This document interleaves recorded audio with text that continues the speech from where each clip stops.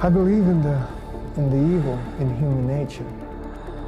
This is a wicked world. In a wicked world, wicked people are born.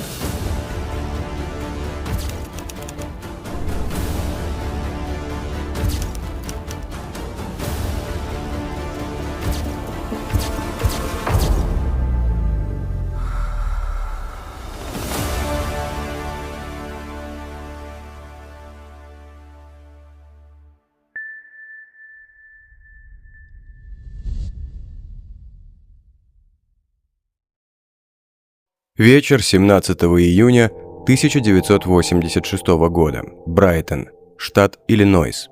«Впустите меня! Пожалуйста, впустите меня!» Раздавались крики снаружи дома. Кто-то истерически стучался в дверь. Минни Грей посмотрела в глазок, но из-за темноты никого не было видно. Не узнав визитера по голосу, она спросила, кто это. «Это Паула», – последовал взволнованный ответ ее ближайшей соседки. «Они украли моего ребенка!» «Кто?» – иступленно спросила Минни. Паула не смогла ответить сразу. Задыхаясь, она повторяла «Они украли моего ребенка» снова и снова. Что случилось в доме Симс? Придя в чувство, Паула Симс рассказала Минни, что отдыхала дома вместе с ребенком и смотрела вечерние новости по телевизору, пока ее муж Роберт был на работе. Их дочери, Лоралей Мари, было всего лишь 13 дней. По словам Паулы, около 22 часов 20 минут в их дом зашел вооруженный человек в маске и велел ей лечь на пол. В ужасе она подчинилась приказу. После этого мужчина забрал ее дочь и скрылся. Как только он ушел и Симс услышала скрип двери, она вскочила и побежала за ним, но преступник уже исчез в темноте. Услышав этот безумный рассказ, муж Минни позвонил в отдел шерифа округа Джерси и сообщил о похищении ребенка. Паула помчалась домой, чтобы позвонить своему супругу на работу. Здесь что-то не так. Минни, чувствуя, что что-то не так, вызвалась проводить соседку до дома. Зайдя внутрь, она заметила, что в детской кроватке Лоралей одеяльце было аккуратно откинуто назад. Мог ли преступник быть так осторожен, похищая ребенка? В этот момент Паула звонила мужу и сквозь слезы рассказывала о том, как кто-то похитил их дочь. Роберт Симс немедленно приехал домой. К его появлению полиция уже прочесывала территорию в поисках улик. Паула подбежала к мужу со словами «Роб, мне очень жаль, что я тебя разочаровала». Он пытался ее успокоить, но Паула продолжила «Ты был разочарован, что у нас родилась девочка, и я разочаровала тебя, потому что не помешала этому мужчине забрать ее». Поняв, что несколько офицеров могут слышать их разговор, Роб наклонился и что-то прошептал Пауле на ухо. Их последующие разговоры проходили наедине, но слова Паулы «ты был разочарован, что у нас родилась девочка» еще долго будут звучать в памяти детективов. Полицейские начали чувствовать то же, что и Минни Грей. Здесь что-то было не так. Поиски Лоралей. Как только в среду 18 июня 1986 года взошло солнце, полиция начала поисковые работы. Территорию осматривали с земли и с воздуха. Были привлечены собаки-ищейки, самолеты и множество волонтеров. Когда водолазы надевали гидрокостюмы, чтобы обследовать пруд на заднем дворе дома Симсов, полиция заметила, как Паула и ее родственники стояли на крыльце и пристально следили за происходящим. Офицер подошел к Пауле и сообщил ей, что сейчас подходящее время для того, чтобы сделать официальное заявление в участке. Но в ответ Паула сказала то, от чего даже у опытного работника правоохранительных органов волосы на затылке встали дыбом. «Нет, я хочу быть здесь, когда они найдут ее тело». Сразу осознав, что она произнесла, Паула поправила себя. «Нет, я не это имею в виду. Я имею в виду, что моя малышка жива, и я хочу быть здесь, когда ее принесут». В этот день поисковики ничего не нашли, но следователи продолжали настойчиво расспрашивать Роберта и Паулу, надеясь, что мать ребенка вспомнит что-нибудь, что поможет им найти Лоралей. В конце концов, Симсы наняли адвоката, чтобы остановить неустанные допросы. Поиски девочки продолжались неделю. Ее отец стоял неподалеку, когда один из детективов спросил вслух, обыскали ли они лесной массив. Роберт ответил ему, что лес зарос ядовитым плющом и порекомендовал не искать там слишком долго, чтобы не получить ожогов. Детектив счел эти слова странными и приказал отвезти собак в лес на поиски Лоралей. Обнаженное тело мертвой девочки было найдено в густых зарослях рядом с оврагом, примерно в 30 метрах к северу от дома Симсов. Хотя родители погибшей Лорелей были основными подозреваемыми, в этом деле у следствия было недостаточно доказательств для предъявления обвинения. Новая жизнь. Похоронив свою маленькую дочь, Роберт и Паула тихо покинули Брайтон и переехали в новый дом в Олтоне, штат Иллинойс. Их соседи ничего не знали ни об истории Симсов, ни о том, что, по мнению полиции, супругам, по крайней мере Пауле, сошло с рук убийство. В 1988 году в семье Симс появился второй ребенок. Это был мальчик, которого они назвали Рэндалл Трой. После его рождения отец построил забор вокруг участка, чтобы скрыть задний двор от глаз соседей. Паула повесила шторы и жалюзи, которые всегда были плотно задернуты. Позже соседи вспоминали, что практически никогда не видели их семью за пределами дома, даже мать и маленького сына. Симсы вели приватную или даже скорее затворническую жизнь, оставаясь в стороне от внимания, в котором они находились совсем недавно, до 1989 года, когда это случилось снова. Они забрали мою вторую дочь. 18 марта 1989 года Паула родила снова. Свою вторую дочь родители назвали Хизер Ли. Ее жизнь оказалась лишь немногим длиннее, чем у старшей сестры. Хизер было 6 недель, когда Роб пришел домой с работы и обнаружил свою жену, лежащей без сознания на полу кухни. Вспомнив события 3-летней давности, мужчина подбежал к колыбельной и обнаружил, что она пуста. Он вернулся к жене, крича: «Где Хизер? Паула, где Хизер?» Когда женщина наконец пришла в себя, она ответила, что ребенок был в кроватке. Роберт сказал, что Хизер нигде нет, и они оба побежали наверх, чтобы проверить своего сына, которого нашли мирно спящим в своей кроватке. Супруги вызвали полицию, и вновь Паула говорила то же, что и 3 года назад. По ее словам, когда муж был на работе, она вышла из дома, чтобы выкинуть мусор. Было около 22 часов 30 минут. Внезапно в 10 футах от себя она увидела мужчину в маске и с пистолетом в руках. Этот человек приказал ей вернуться в дом. Когда она зашла на кухню, ее ударили по затылку, в результате чего она потеряла сознание. После этого малышка Хизер бесследно исчезла. Паулу отвезли в полицейское управление Олтона, чтобы она подробнее ответила на вопросы о похищении. Тем временем другие офицеры продолжали обыскивать дом Симсов в поисках улик, а Роберт следовал за ними, наблюдая за каждым движением. Детективы, допрашивающие Паулу, были удивлены ее поведением. Она не была в панике или истерике, как 3 года назад, казалась спокойной и непринужденной. Закуривая сигарету, Паула отвечала на вопросы полицейских односложными, бессодержательными ответами, а на ее теле не было никаких травм, которые мог нанести ей преступник, похитивший девочку. Полицейские понимали, что совсем скоро она позвонит своему адвокату. Поиски Хизер. За пределами полицейского участка исчезновение Хизер Симс стало большой новостью для общественности, особенно когда репортеры узнали, что родителями пропавшего ребенка были Паула и Роберт. Пока одни молились о возвращении похищенного младенца домой, другие были уверены, что Симсы убили свою вторую дочь.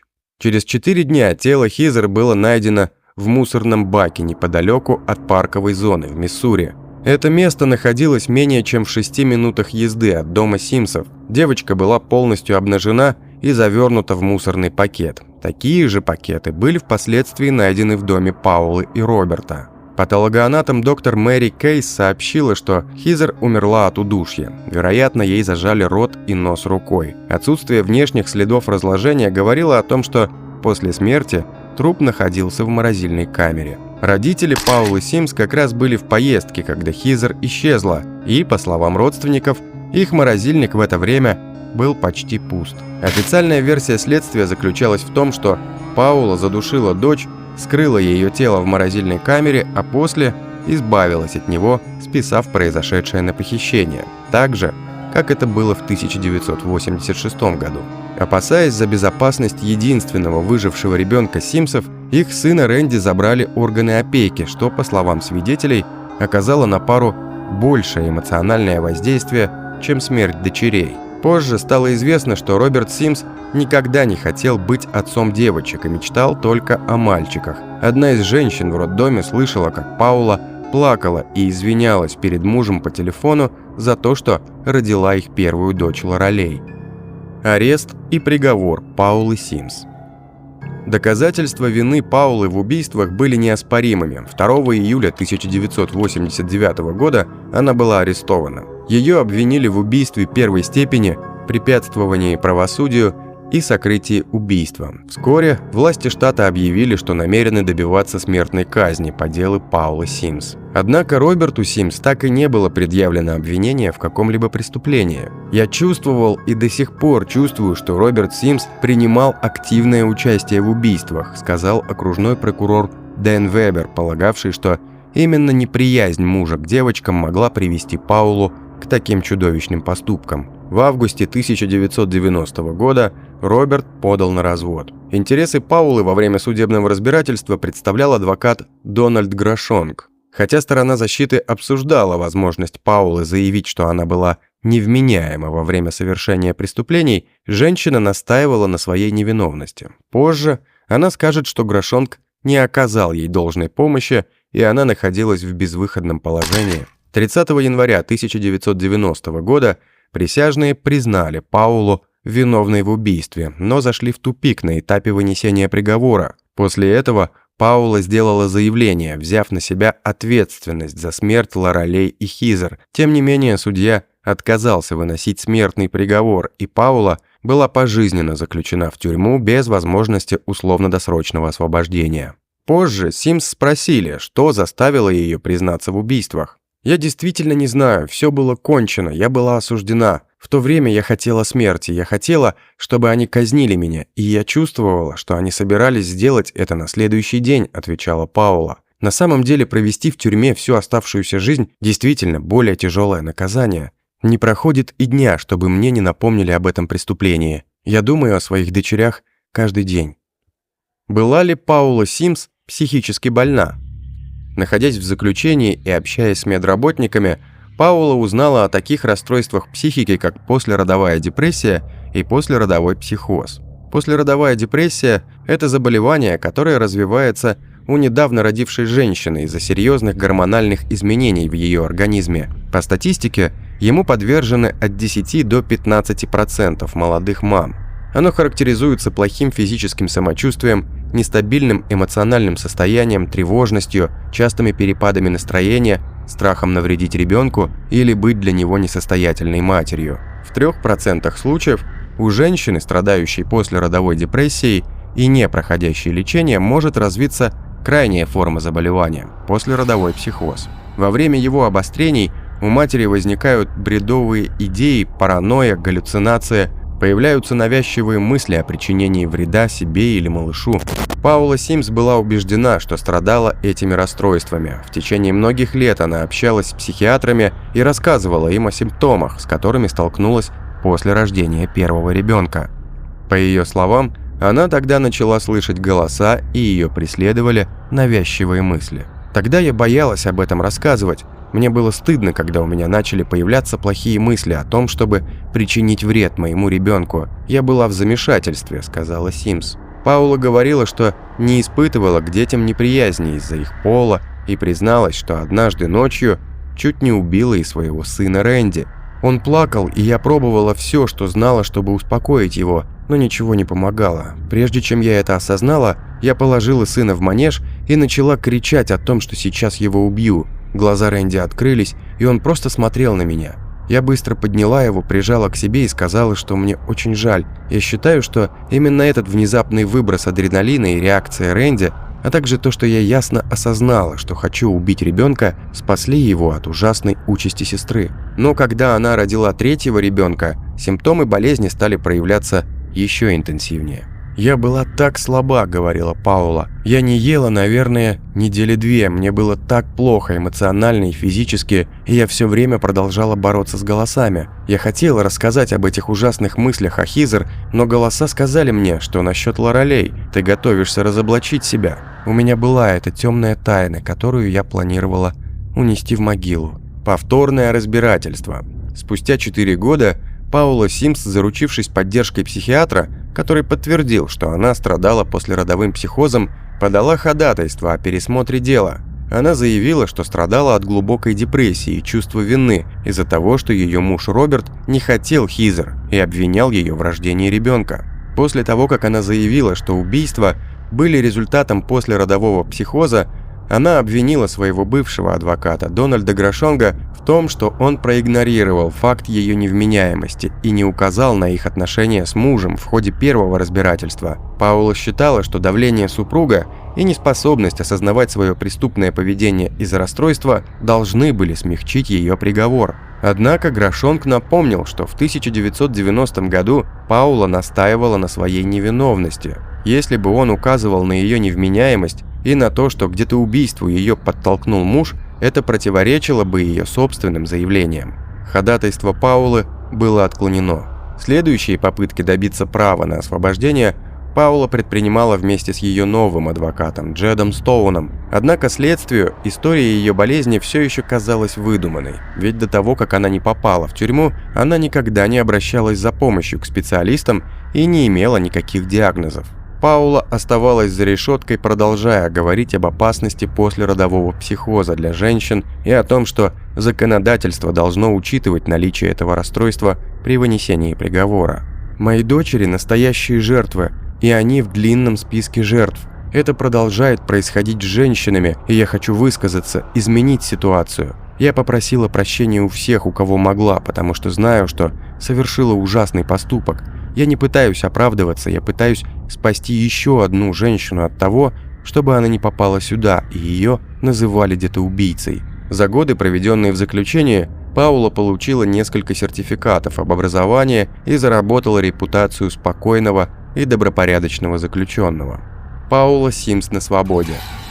Со временем законодательство США смягчилось по отношению к женщинам, которые страдали послеродовым расстройством психики в момент совершения преступления. На стороне Паулы оказалось много активных людей, которые вновь привлекли внимание к этому делу. Отсидев 32 года за убийство своих маленьких дочерей, Паула Симс была условно-досрочно освобождена в ноябре 2021 года. На тот момент ей было 62 года, и у нее не осталось никого из близких. В 2015 году ее единственный сын Рэндалл и бывший муж Роберт погибли в автокатастрофе.